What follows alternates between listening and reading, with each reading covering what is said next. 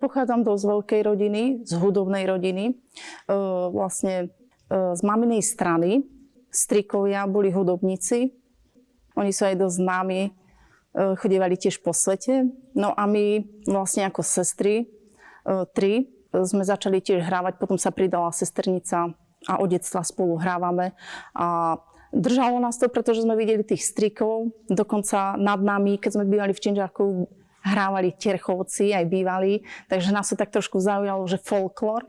Potom sme vlastne ako v detstve nastúpili do súboru Turiec u nás v Martine. No a tam sme pôsobili a robíme vlastne folklór a tradičnú cigánsku hudbu. My už keď sme pôsobili ako deti v súbore Turiec, tak oni nás už vlastne ako keby tak zaškatulkovali, že nás už dali ako kapelu, lebo vedeli, že sme súrodenci, sestry, tak vlastne my od mala tak pôsobíme. Len potom sme potrebovali nejaký taký akože trošku profesionálny názov, tak sme si dali, že Luna. Názov, že mesiac, no to pretože sme strašne veľa hrali v noci. A keď sme sa vracali vždy ten mesiac, a čo keby sme boli Luna? A boli sme Luna. Otec, on sa veľmi zaujímal o harmoniky. Vlastne akordeón stále šprtal do akordeónu. A takže to bol môj prvý nástroj. A pri ňom som aj ostala. A je to vlastne my, keď chodívame hrávať, nemáme cymbal. A pôsobíme ako keby cymbalová kapela, ale bez cymbalu. Takže toto tak ako keby vlastne nahradilo cymbal. Väčšinou sme sa učili doma, že improvizovali, počúvali sme rôzne skladby. Nie len cigánske, ale ľudové, moderné. A do umeleckej školy som chodila preto, aby som vlastne teóriu sa naučila, noty, rytmiku, aby som vlastne takty a toto všetko, čo sa týka hudby, ovládala. No my hráme tradičnú cigánsku hudbu, ale hráme aj iné žánre, hej, ale väčšinou túto tradičnú cigánsku alebo ľudovú. Vlastne na zachovanie takého toho dedičstva starých rodičov, pretože tá tradičná cigánska hudba ako keby sa trošku vytrácala. Lebo väčšinou už teraz cigánske kapely robia free jazz alebo také moderné pop a tak. A toto sa tak trošku vytráca. My sme príklad cigánska skupina alebo kapela a proste keď niekde prídeme a hráme Terchovu, tak je to neobvyklé, že prišla cigánska kapela a hrá Terchovu. Takže ľudia to ako vnímajú, že niečo úplne iné hráme. Takže ako ten región náš, turčiansky, buď ľudové, alebo že terchovské skladby, keď hráme, tak to nás tak trošku poznačilo z toho nášho regiónu. Určite sú tam nejaké také, nie akordy, harmóniu teda, pretože to už by sme išli tak proti trošku tomu zákonu terchovskej hudby, ale sú tam pazúky rôzne také cigánske, že na druhú dobu, ako keď v Čardáši alebo Veste sa robia. Aj keď sme prišli na festival do Terchovej, boli tam Uchovci, dosť slavní muzikanti a keď nás počuli, že my sme vlastne hrali terchovskú hudbu na cigánsky štýl, tak ich to tak trhalo, že sa zdvihli a išli s nami hrať. Ja si myslím, že prepájanie týchto rôznych štýlov hudby je fajn, pretože zase vzniká niečo nové. Ale je dobré ostať aj pri tradičnej hudbe, a je perfektné urobiť aj niečo nové. A ľudia to berú pozitívne, lebo napríklad poznajú niečo tradičné a trošku to zmeníte a je to pre nich niečo nové.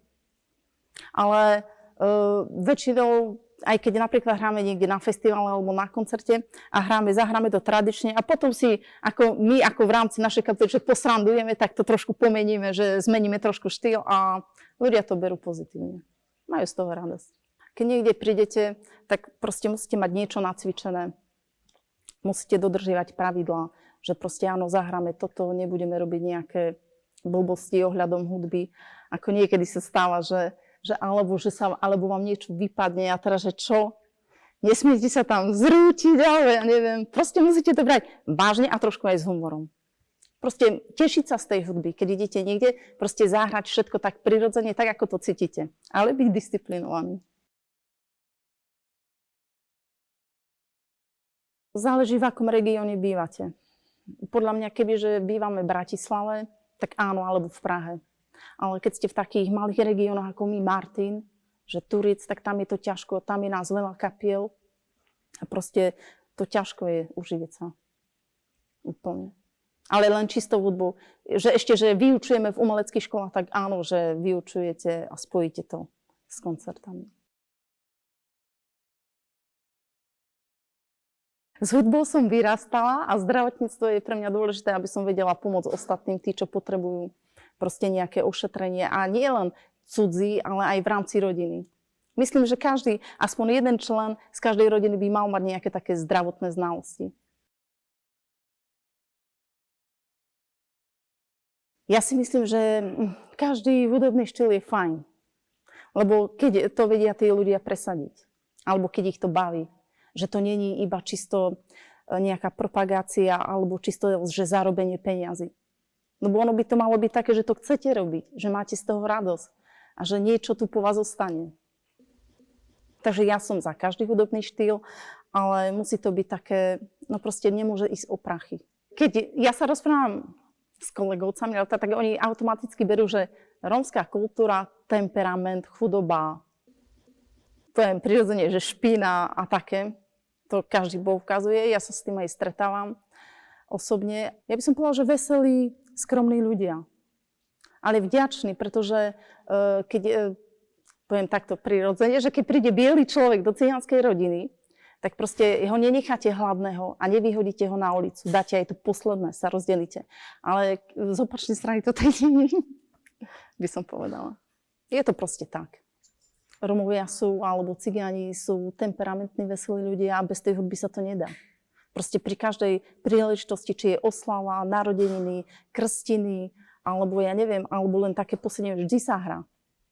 Tak a pohreb to je to posledné odprevadenie a bez hudby sa to určite nezaobíde. Nerada hrám tak smutné skladby, lebo mne sa to strašne veľa spája s pohrebmi. Veľa sme v rodine takto pochovávali a no proste nemám to rada.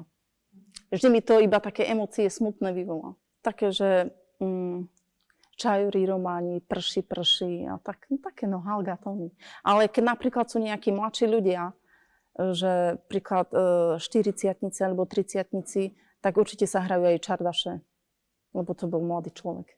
Techno ja nemôžem počúvať, hej, toto mi úplne píli mozgy.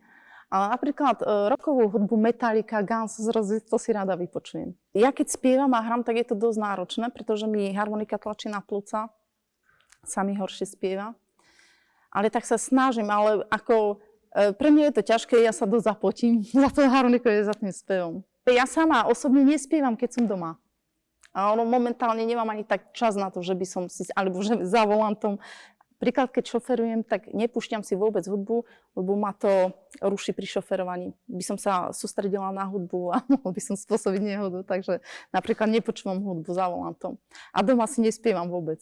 Iba keď sme ako kapela, že takto, že ideme si robiť skúšku, alebo niečo oslavujeme, alebo niekam ideme, tak vtedy. Keď som v práci, tak viac zdravotná sestra. A keď som zase doma, tak som viac hudobníčka. Asi tak ja som tak spojená s tým, že proste ja si to viem pekne rozdeliť.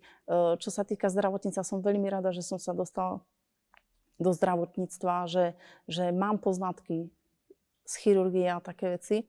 A čo sa týka hudby, no to mám od mála dané. To sa ťažko dá rozdeliť, že kde by som sa viac zaradila.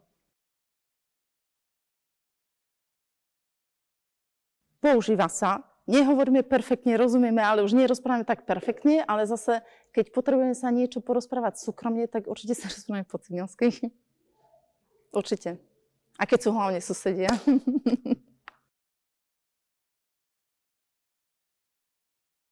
Hudbe sa určite budem venovať až do dôchodku, kým budem mať síl. Určite, hudby sa nevzdám. Za žiadnych okolností.